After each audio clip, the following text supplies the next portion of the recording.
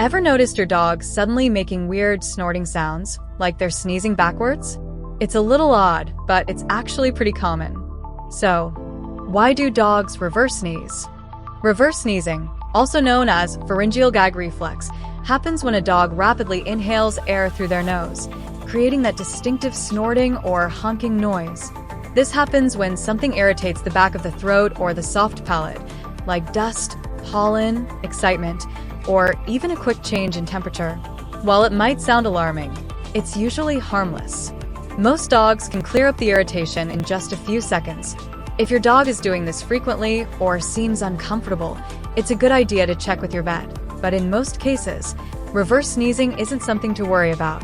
Just another quirky behavior that reminds us why dogs are so unique. Keep an eye out, and remember, a little reverse sneeze is just part of the canine charm. So, next time your dog reverse sneezes, you'll know exactly what's going on.